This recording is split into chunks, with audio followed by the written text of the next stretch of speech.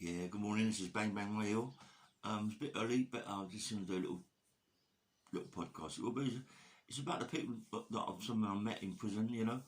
When I went to Brixton and in the early '80s, and I met Howard Marks. Yeah, I mean, I know I spoke about it before, but I was thinking about it last night. Some of the things he told me about the drug game and where he used to hide his drugs and all that, this, that, and the other. And I thought to myself, God, do you know what? This guy was a clever guy. You know what I mean? And I know the people he used to work with, very, very dangerous people, very proper people, yeah. But I loved Howard, you know what I mean, we were just sitting, I didn't smoke. Howard was all he was doing was smoking all day smoking. But he was getting gear in as well, you know what I mean? Then it was like I was getting gear in, and he was smoking the gear in the cell, yeah. But I liked him a lot, you know what I mean? I liked him. I told me a lot of stories about his life and how he started. And it's strange, really, that to meet him, like that, and then go on to meet someone else that was all tied together, linked together, and later on in my life, I become part of that link. Yeah, it's mad how things can change. How your life changes in seconds. Do you know what I mean? It's 1 minute you're in there talking to this guy, you might never ever see him again, and the next minute you're involved with someone else that he was talking about. You think, bloody hell, you met this guy in prison as well, and all of a sudden your life changes. Your life changes from bad to unbelievable, yeah? Anyway, so I'm with Howard and things like we're talking and this, that, and I wasn't with him very long. But then one day they come and open me up. They said that I'm being moved across to the security wing because of my sentence, of my what they believed to be what I was going to be charged with, which was attempted murder and this, that, and the other. But anyway, so I went over to the other side. I met Sam McCarthy, Frankie Fellers, Brian Turner.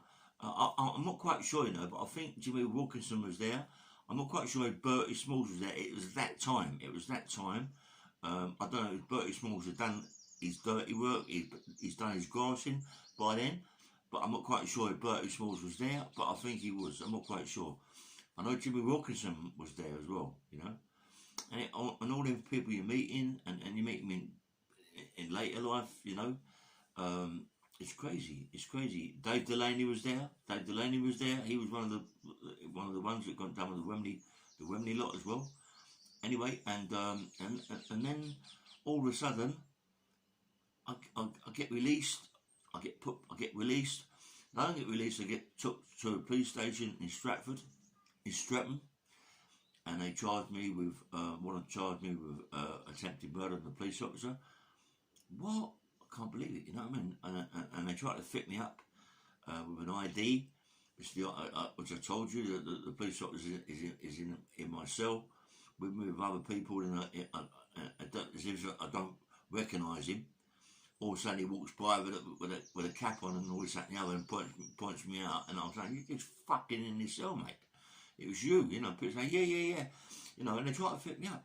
I mean, that's the sort of things they do to try and get you more bird. I've been done for attempted murder of police officers before, so therefore they think they got me anyway. But the guy that I was with at that time, I ain't saying his name. I remember we was going to do a robbery, an armed robbery in Southall, yeah, and there's a church across the road from where we was going to do it. A big van was going to pull up, and they was going to throw things across the road.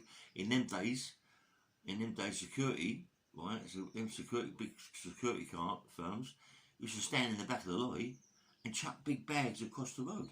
I'm on about big bags, maybe 30, 40, 50 grand in the bag. You know what I mean? And it was it was a big bag because there wasn't no big £50 notes. You know what I mean? Very rarely £20 notes, but there's a 10 and 5s. You know what I mean? But there was just chuck big bags across the road, Security Express, and all that. Maybe £20 notes, yeah. And there was a chuck them across the road. And I remember being outside this church, yeah, and there was loads of cars outside, and we was watching the security van pull up. My mate walked over there. This geezer's dangerous, mate. skinny guy, Londoner, really didn't give two fucks. Right? He'd walk in a bank with a hand thing, and as soon as the security guys come in with a bag, boom, you're going to take them. I'm going to rush over, get the guy in the van, and clear the van, and clear the whole fucking lorry. You know what I mean? The big, anyway. Once he's got the guy inside, he'll take him out, boom, and we're gonna sort it out. Anyway, everything's going sweet. The van pulls up. All of a sudden, fucking hell, police van pulls up.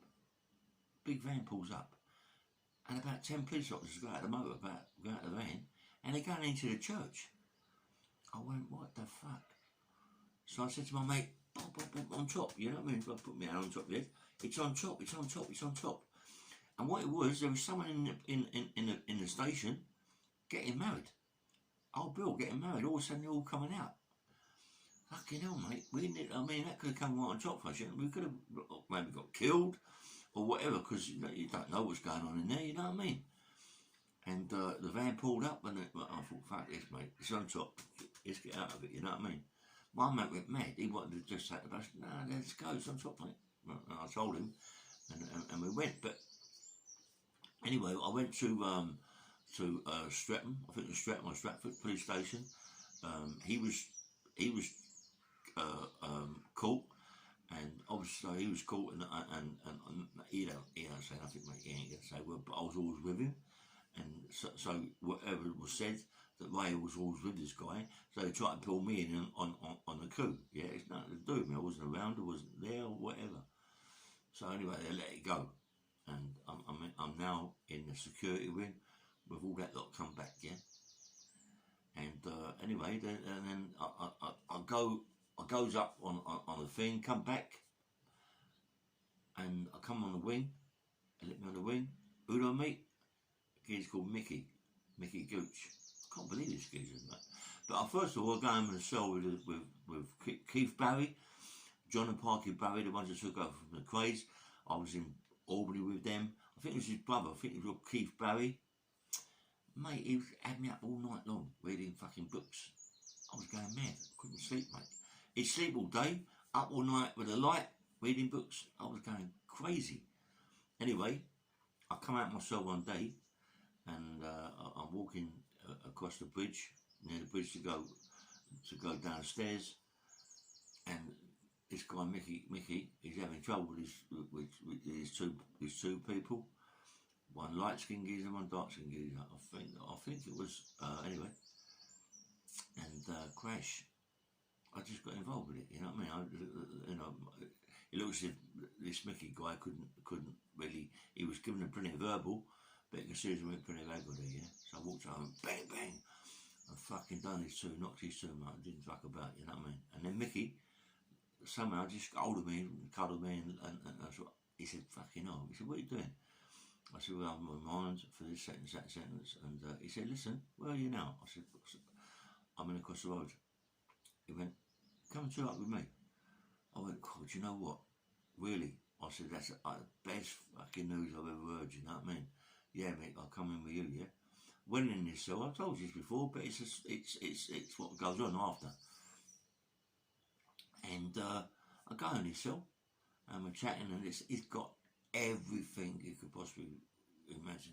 You've got all the fish, salmon, mackerels, all the drinks, orange drinks, this drink, that drink, cakes, biscuits. He's got everything. He doesn't want for nothing, you know what I mean? And I thought to myself, "Oh, this guy is proper, mate. He ain't no fucking cunt." You know what I mean? And there he is, right? I'm not joking. There he is, pulling out a fucking television. A television that big. I swear on my life. I went, I couldn't believe it. I can't believe that he's got a television in his cell. There wasn't televisions ever in them days. And there he is, the little television, yeah. I thought, my God. I went, fucking hell, I couldn't believe it, you know what I mean? He went, "Be careful with what's a bit of telly," and all this, that and the other. Anyway, I put feet up to the door, so I could see in. And he didn't bang on the door, so he turned and set it down. I mean, come on, they can't really hear that anyway. And the television, so we got really, really close.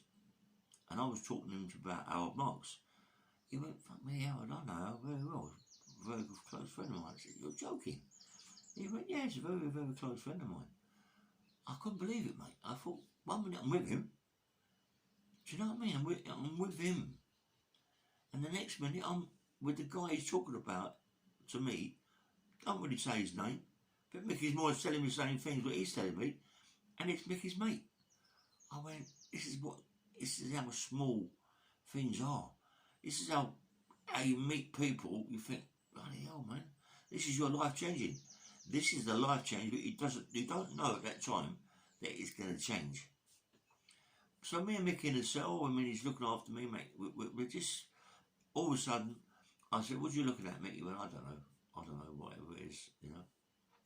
He's not really bothered. He's talking to me, well, he's telling me this and telling me that. He ain't telling me where he lives. He ain't saying nothing like that. But he always said to me, he said, look, give me a name. He knows my name, so give me a name and this, that and the other. And, you know, and I will find you. I will find you, and when this is all over, when you do your sentence or whatever, I will find you and you'll come and find me, yeah? And we'll have a chat. I went, this is not going to happen. He took my name and all this, that and the other, and bits and pieces, yeah? Well, I've got quite a good name around where I come from, West London, yeah? All around Ealing, Broadway, Acton, Chiswick, Brentford, all around them areas have got a good name, yeah? That's what I am, a fighter. No one was a fuck about with me, you know what I mean? I always do is fight. I'm a dangerous person. You know, I mean, you know what you are. Anyway, and anyway, I've done my sentence. I think I've got a 7, I'm not quite sure. Anyway, I've done my sentence. I come out, I'm working in Crispin's wine bar. Lots of trouble in there. I sorted it all out. I got rid of the people I got rid of. I told you about me being shot. I had a fight in the place. I told these people I know, people that I know. You know what I mean? I told them, you know, you can't fucking come in here, start causing problems for me. Yeah, you know, come on. I've no fucking fights in this place. You know what I mean? Respect me. I look after this place. Yeah. Anyway, no respect at all. No respect at all. Anyway, I had to pull the one who's got all the mouth. You know, I took him outside, threw a punch, put his hands up, whoop, straight through, knocked him spark out, and then I kept hitting him in the face, didn't stop. I know, and I've seen them, and they know who I am, but they just wanted to cause a problem. You know, you're talking about fucking 4 or 5 guys that you know you're going to have a go with. There's in the pub, there's bottles, there's glasses, there's all sorts of things they can pick up and whack you across the other and all that stuff. So I took him outside. Bashed him up bad, really bad, you know what I mean? And I told them to go outside and sort it out, and they fucked off. And that same, I think it was the same day. I'm not quite sure it was that same day, or the next day, or the next following week. You know, because sometimes you make mistakes and say, yeah, it was that same night, but I'm not quite sure. Anyway, I remember. Let me tell you what happened, but I can remember 2 days, 3 days, or maybe it was the following week. I'm in Crispin's, and there was these 4 American guys coming, yeah, and you know, just normal size, nothing thing, but very, very loud. Canadian, American, I don't know the difference, yeah. Very, very loud, over the top. When it's shut, I said, well, everyone's got to leave, boss. Every people leaving, people respect me. I've got a good name. People are leaving, yeah, no problems. What happens? These yanks don't want to go. They're drinking their drinks at the bar. From the table to the bar, they put the stuff on the bar. They ain't going.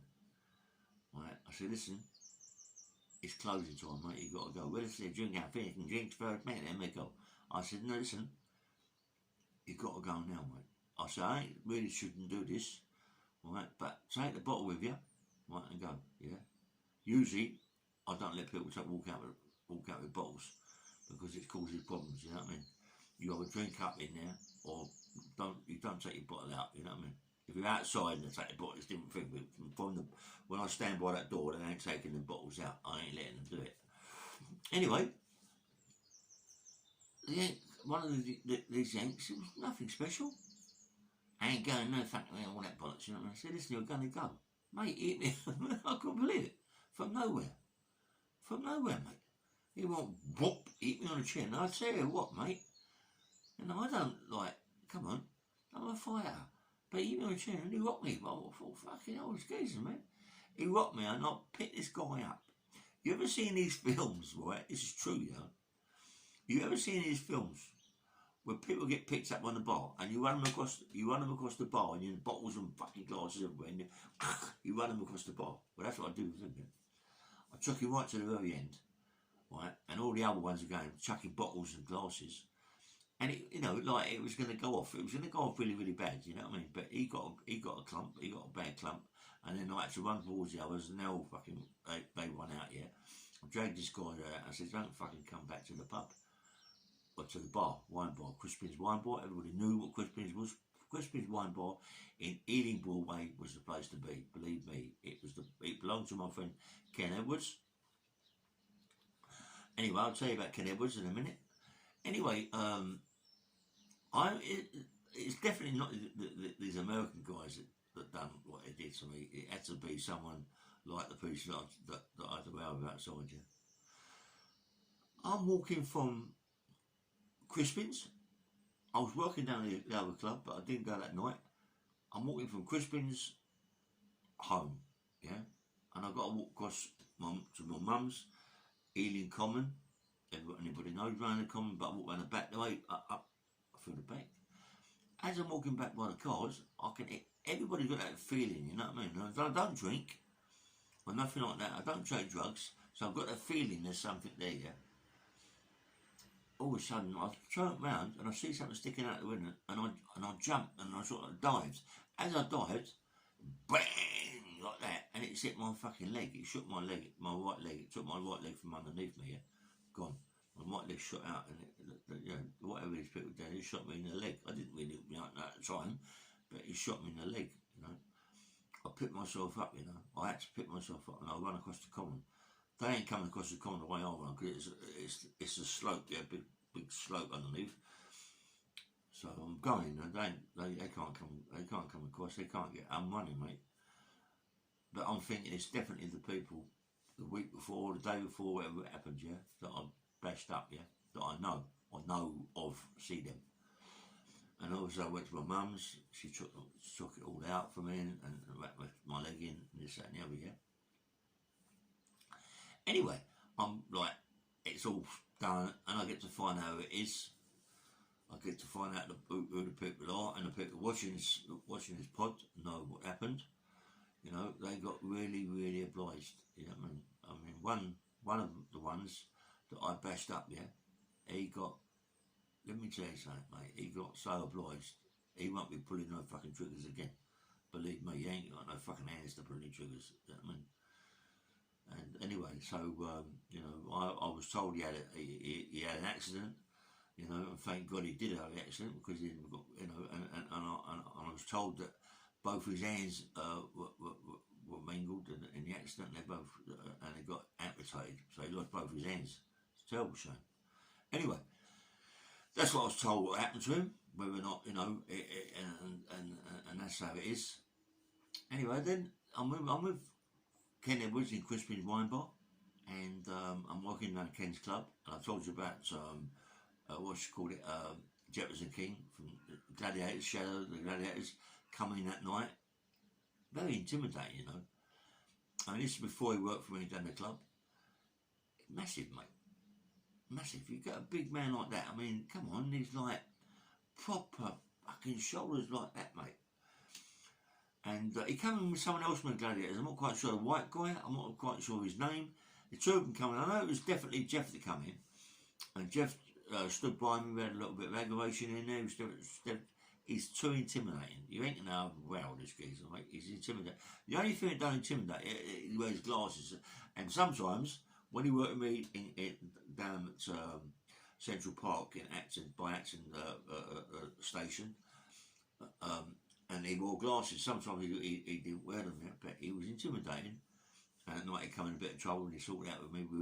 Yeah. I like Jeff a lot. The guy was always suited and booted, tie. He looked $1 million, mate. he looked who he was, you know what I mean? And I always thought to myself, this guy can really have it, you know what I mean? Because he pushed these guys out with me, and there was no sort of like really anything thrown as such, yeah. But we got rid of him, yeah. And we become white friends. I don't know how. It's just, I don't know. It's like when you're in the club scene anyway, and you're on the doors of big clubs and all this, that, and the other, yeah. I suppose that where people like are saying try this, try that, and they got good, you know, 2 or 3 good looking birds around you in a club down the city, and proper women, you know, proper millionaires or whatever they will be in the clubs that he used to work in, Jeff. You know, I used to work in West London, which is rough and tough areas, all fucking everybody fighting, you know, all it was never anybody like where he worked in Stringfellas, bootleggers, fucking Power Joes for Denzies, China Whites, all them sort of clubs he worked in, you know what I mean? And very, very intimidating, very big. Obviously, you're going to get the women come up to you and wanting to get involved with drugs, coke. I suppose he did. And when he worked with me, in Central Park, listen, this guy looked the part, mate. You know what I mean? And to see him look like I see him, I mean, why? How? Did he go that quick? Why? You know, I mean, I remember him pulling outside my house, yeah? Not here. Pulling outside my house in Kingston, yeah? With in a what do you call it? Not a Bentley, not something. Anyway, pulled outside, and I went, fucking hell, hello Jeff. He went, hello Ralph. Someone told me that you've got, you know, how are you, mate? And do you want to come for a driver chat? And I went for a driver chat. He tried to get me involved with a bit of work that he was going to do, yeah. And you know, like, you know, not on the pavement, no guns involved, but just taking something, yeah, which was drugs. I said, you know, all right, I'll have a look. I was with proper people then, big company. I didn't need it. I didn't need the money. I would say at that time I was a millionaire or getting there. You know what I mean? I had 750 grand in cash at one time, so I know what I had. I'm telling people on the podcast, I ain't got it now. Can't go wrong with that. So I haven't got no fucking money. But at that time, I had a lot of money around me. Yeah. I had my own safe, I had my own bits and pieces. Anyway, so I go with Jeff, we drive off, and he's telling me about this bit of work. It's coke, but he only wants to take 2 boxes, or 2 boxes at that time. I don't know, didn't come a lot, but he cut a bit of money, but not that much, and it was all like kosher, proper stuff. It was all that proper gear, mate. It all come in little cubes like that, you know, wrapped in what is it, fucking rice paper and all that. It was, I mean, you're talking about proper stuff. And he's, anyway, and I shouldn't have done, but I did get involved in it. We took these 2. This gear, mate. This gear was, if anything, you know, if you get anything from the 80s to 90s, it's good. But anything you get over the 90s, it's unbelievable. And this thing I told you, it come in little blocks like that, yeah? And it was like wrapped in this rice paper, and it was it glittered like diamonds. It was unbelievable, yeah? And, you know, Proven Flake and all this, that, you know, and this was unbelievable, yeah? And Jeff took it, and you know, come on, I don't really know Jeff that well, but he took it and started giving my money. I mean, and respect to Jeff. He didn't look as if he was taking anything. He didn't look like he'd ever take anything. He was right, very cool, calm and collective. Guy really talked nice. You know, a lot of respect for him. Talk polite all the time. You know, and he is what he was. He was 6 foot odd, 6 foot 3, 6 foot, massive, powerful, intimidating, yeah. But all of a sudden, we parted. I hadn't seen Jeff for a long time. he got the job with the club that in Actor with me, but this is after, you know. And all of a sudden, fucking one day, I'm walking down from my house with a dog. Who's walking down the road? But Jefferson King from Gladiators. I swear to God, right? I walked across the road, and what he'd done, he just come out of my mate's gym, right? Gary Francis, I think it was called JR's or GR or G's. That's it, G's gym in Pope's Lane. Everybody remember that? G's gym in Pope's Lane. My mate Gary Francis. Gary Francis. Anyway, I'll tell you about Gary. But anyway, Jeff's walking down there. He's got a vest on. I looked at him. He looked big, but he looked gaunt. He looked gaunt, right? I don't think I honestly Jeff ages. And I walked over, like, hello, Jeff, hey, mate. Hello, mate. You know, like, proper nice guy. Shook his hands. Big hands, mate. Fuck, we got one my hand twice. Shook my hand. I looked at him, I thought, you all right, Jeff? His face was gaunt, you know. He's still got big shoulders, but he lost that shape. Rather than being 23 stone, he looked like he was 17 stone.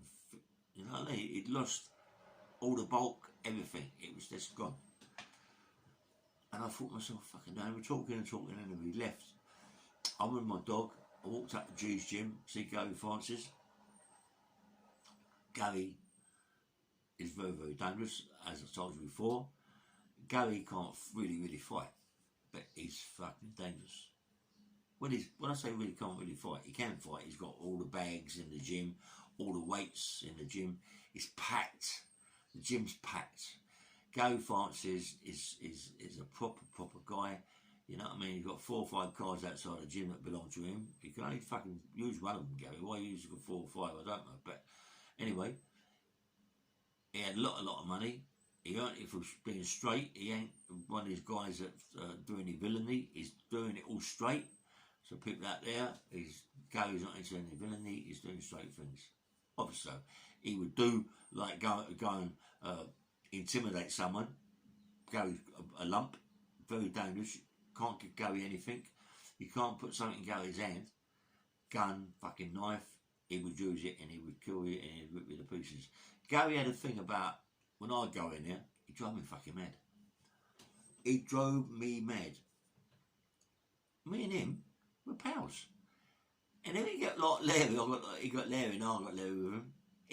He chased me out of his gym with a knife. And he would stab you. Not stab you, but he would give you a little... But it was a mate, he wouldn't let him catch me, because I know he stabbed me. Do you know what I mean? I'd never fight Gary. Me and Gary was close, yeah? But he was a little shit, you know, a little fucker. He knows he is, he knows he was. And he had a really, really nice gym. Let me tell you, the gym was, he put so much work in it. When me and Gary, when I first met Gary, I've known Gary years. I mean, Gary's been done for murder and everything, attempted murder, and all sorts of charges. I want to do a podcast on Gary, yeah? But when I really, me and Gary go back years, you know what I mean? Years and years and years. And he used to drive a Triumph Stag, and, you know, and everyone was petrified of him, believe me, because he was just dangerous. Really, really dangerous person, you know, who would, like, stab you up. And me and Gary got really, really close, you know. I loved Gary to death, you know, and anything happened to Gary, I'd be 100% behind him, 100% behind him. And, you know, anybody watching this, you know, Gary got in any trouble, I'd be behind him 100%, yeah, because Gary's a proper gentleman, yeah. He had a lovely, lovely gym. Honestly, he spent a fortune. Me and Gary, he had a little gym in Acton, yeah, in a little garage belonged to my mate Reg Waldron, yeah, Reg Waldron.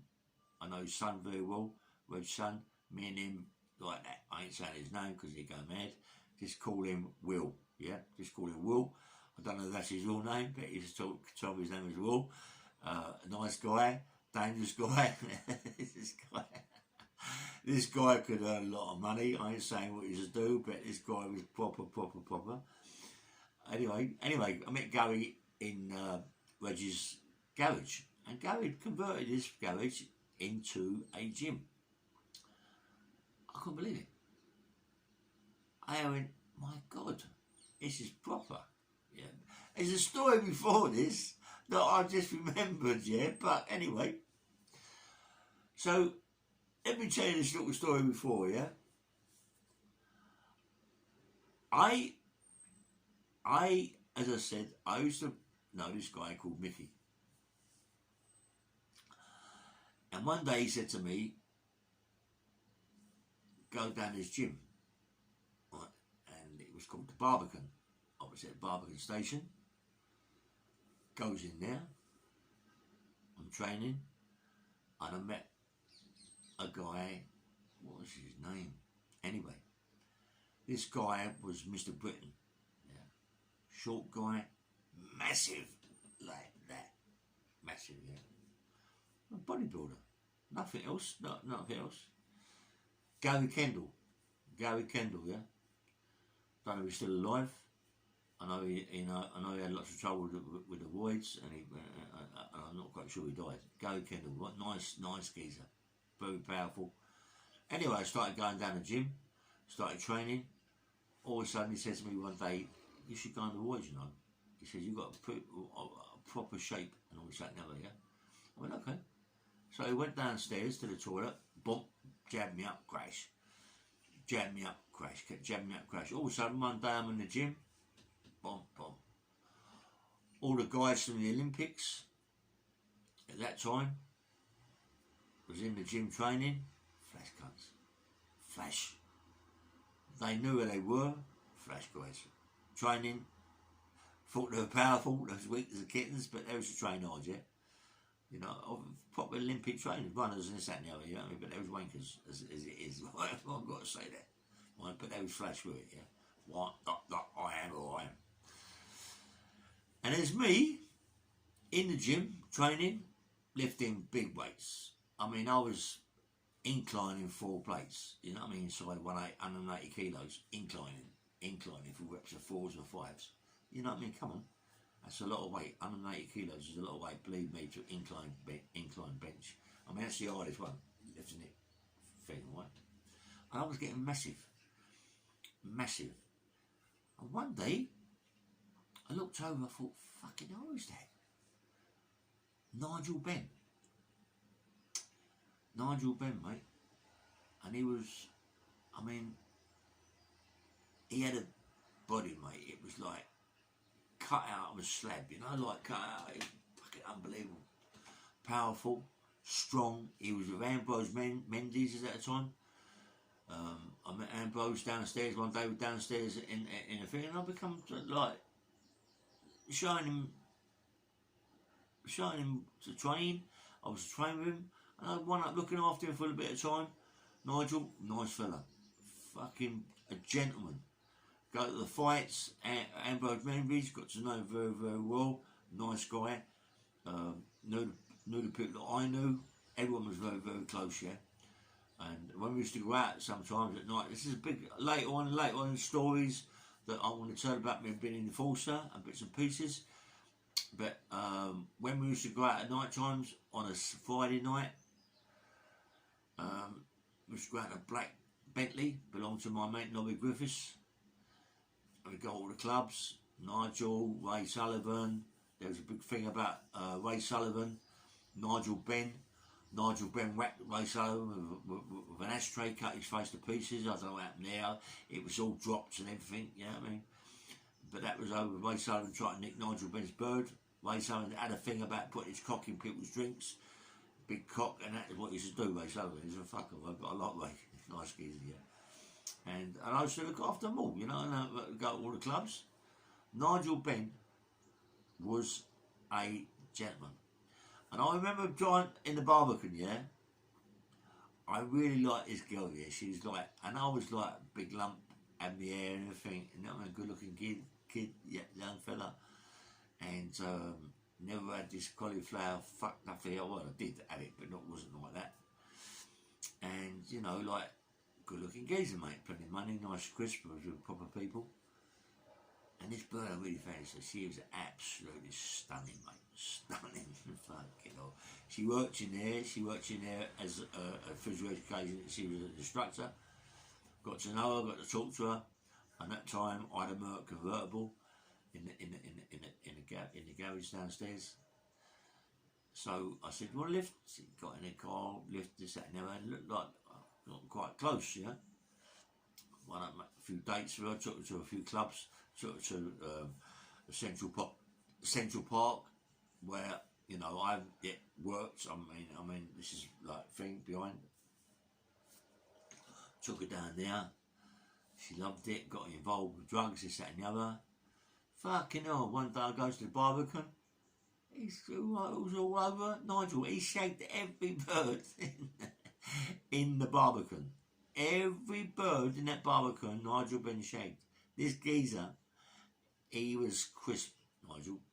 He was crisp, mate. I loved him to death. He liked me. He called that there was a name they called me, and that was it. That was my name, and I could bash thinking it, but it was different. And that I had a nickname, a very good nickname, and they just loved me, mate. They loved me, like a bang bang, yeah. They loved me, and I was always there for them. Any problems, I was obviously, come on, Nigel isn't no fool. He can march on, he can knock anybody like. But people like that who are professional people, you know, who do what they do, they can't afford to have a fight. And don't remember this, I'm a gangster. All of a sudden, at that time, I'm a gangster, yeah? I'm a gangster, I'm an enforcer, I'm with a proper company, everybody's petrified of me, no one's going to argue with me, yeah? Honestly, no one's going to fuck about with me, yeah? Because people I'm with are not people you want to fuck about with. Anyway, Mickey, anyway, I met all that. And let's go back now to Gary Francis.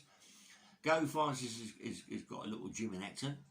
In the garage, my mate, the old man is my mate Will's old man. I think it's Will. Anyway, Reg Walden. He had this gym, and he went into Gary. Gary managed Gary made a gym out of it, and it was. Listen, let me tell you something. It was the business, and I'm. As I told you, I was doing 3 or 4 plates incline. And it was so funny, right? And I've just been down to north of England to get some steroids, and it's another story. And anyway, I've come back to the gym, this, that, and the other, and all of a sudden I put the fucking needle in me, right? And I put it in my leg. I should never put it in my leg, but it hit an artery, mate, and the fucking needle comes straight out, mate, and the blood. Lucky it squirted out my leg, yeah. Fucking hell, mate. I thought I was, and I put my finger on my thumb on my leg to stop the blood coming out, right? Fucking hell, I tell you what, mate. I had to go to the hospital, yeah, because my leg started to blow up, where internal bleeding, you know, and that they cut me off and do something and seal the artery, whatever they did, yeah. But fucking hell, my leg blew up like that, yeah? And painful. I've never had pain like it in my life. Went to Parkwell Hospital, I mean, it was like, honestly, couldn't believe it. Anyway, the fucking thing shot out my leg.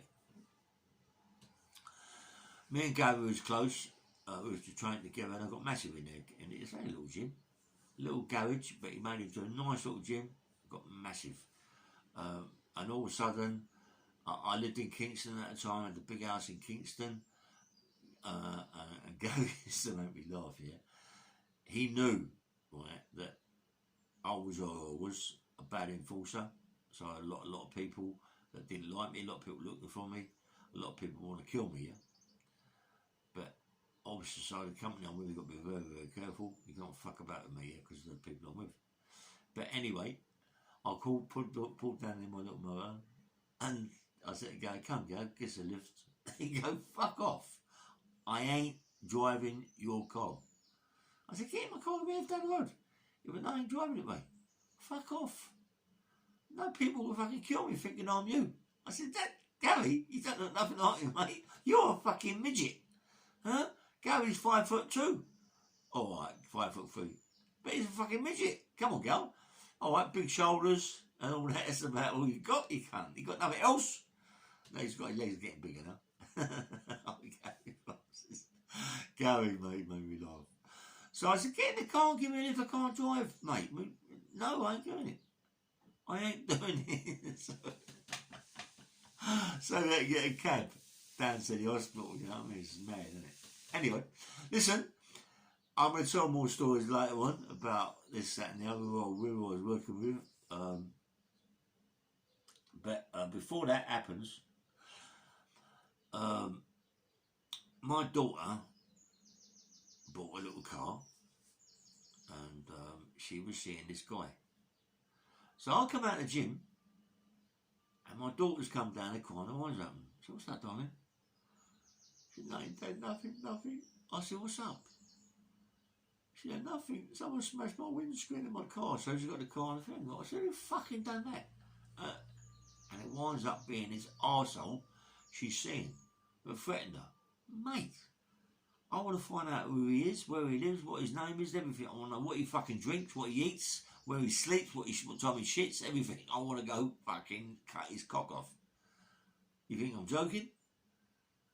Anyway, something happens. She won't tell me it was. She won't tell me it was. He fucking shits himself. He can't say sorry quick enough. I don't want sorries, mate. I didn't want to hurt you bad. I want to hurt you. And you're watching this fucking podcast, mate. You know who you are.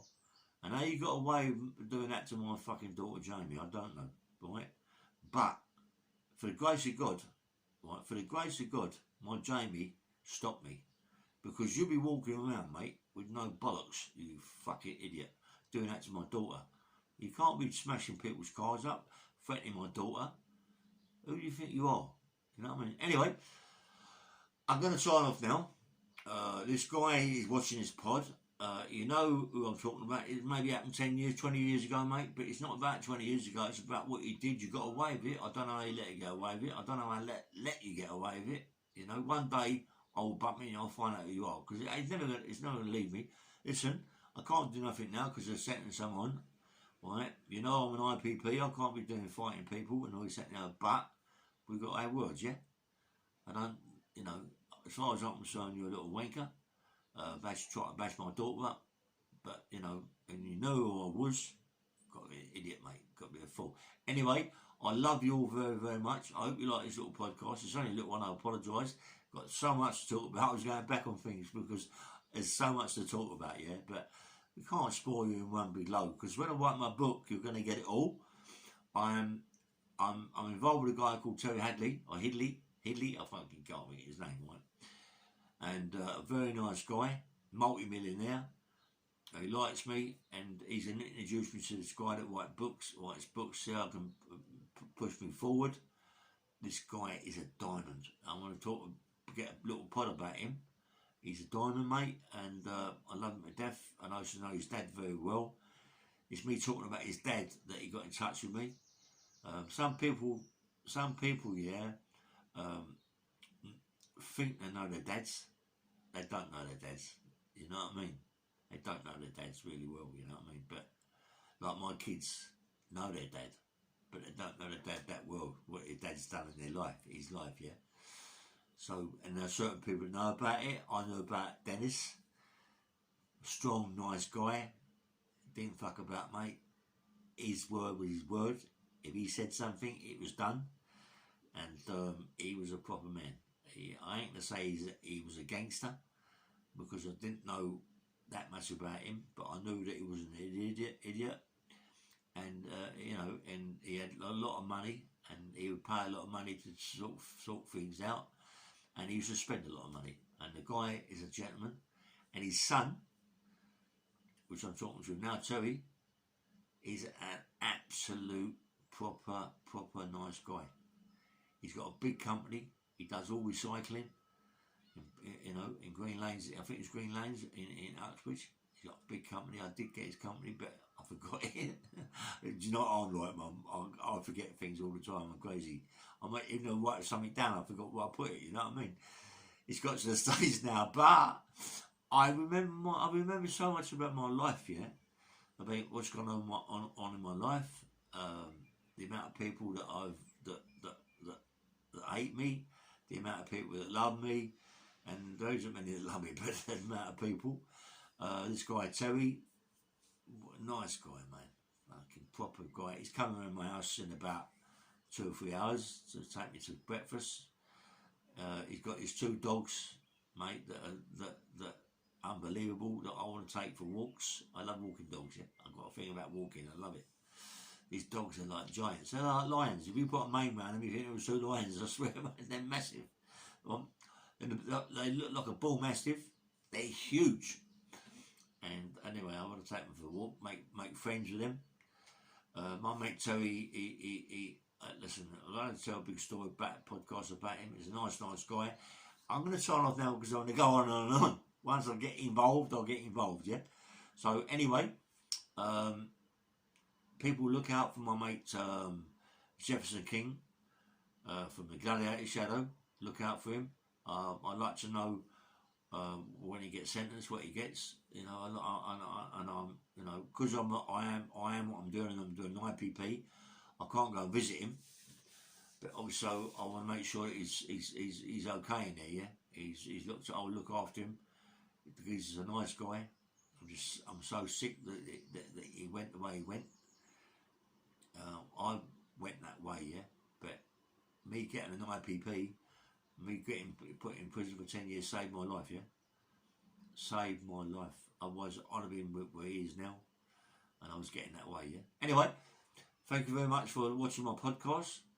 Please like and please subscribe, and I love you very, very much, yeah. And don't forget, Sean Atwood. I've got Sean's book here that he gave me.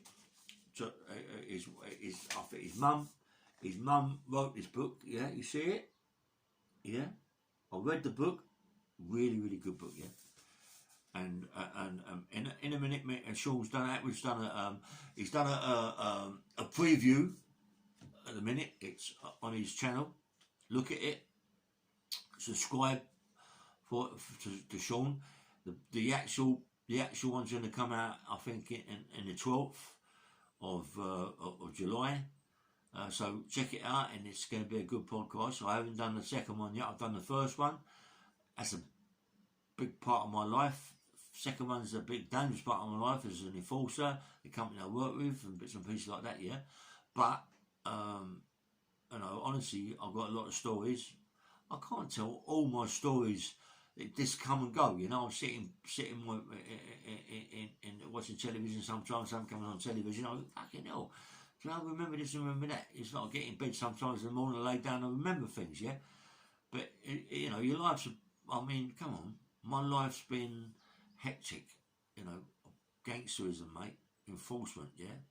Working with proper companies and never looking back, doing dangerous things, and being